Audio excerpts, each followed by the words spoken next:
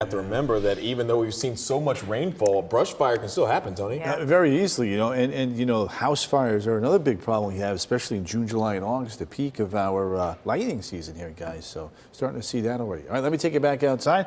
Nice shot there up towards Lake Monroe, one of our newer HD cameras that we've kind of built our arsenal on to help tell the weather story of the day. And that is a gorgeous shot. There are a few sprinkles around and approaching the lake there tonight. Up towards Sanford. You can see Melbourne, Cocoa Beach, a couple light showers here. Not seeing a whole lot of lightning tonight here, which is some good news. And then back towards the interior, over towards Orlando, Bitlow, Chuliota, back towards Apopka, a couple light showers here.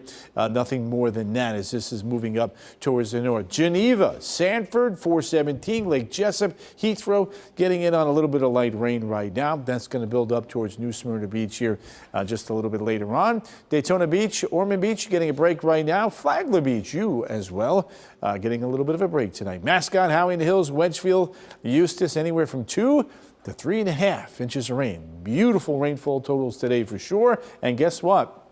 We're going to do it all over again as we get you to mid to late afternoon tomorrow. Let me show you a Futurecast. Here's the latest run, and you can see through the noon hour, not too bad. Then we start getting into the 3, 4, 5, 6, 7 o'clock hour. You can see the moisture favoring this interior and the western side of the peninsula. Not sure that I quite buy that. First time I'm seeing that. But then as that low in the Gulf gets a little bit closer to us on Sunday, notice more of a push back towards the interior and then the eastern side of the peninsula, and that will likely add up to a lot of rain. Two-day rainfall totals could easily exceed 2, 3, maybe even 4 inches of rain here across central Florida. So for tomorrow, damaging winds and hail. The main concerns, obviously, we'll be watching those sea breezes to see how they interact with those developing storms to see if that could create an isolated tornado or two. And then with the rain both Saturday and Sunday, on top of what we've had here the last couple of days, we're watching for some flooding. It's not possible, but it's watching. That's the mode we're in right now after a long drought there. We're starting to get the rain. It's been added up. We had some flood advisories today, so we're flipping that switch. Temperatures at the beaches tomorrow, middle 80s, back towards the interior, middle and upper 80s. Now, here's where it gets a little bit more interesting.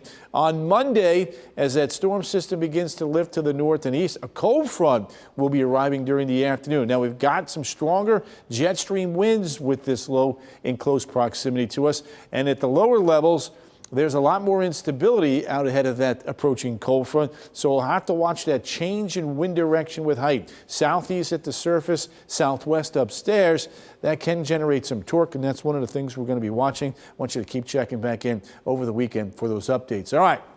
Euro, 2, 3, 4+ inches of rain. The American GFS model still going for the potential of 5+ inches of rain. And because of that storm system coming in on Monday, flooding is now possible with the latest forecast for some more significant rain. So something we're going to be monitoring. It's not set in stone, and it can certainly change. All right, Saturday, Sunday, Monday, going to be active weather there. Then things dry on out and heat on up Wednesday, Thursday, and Friday.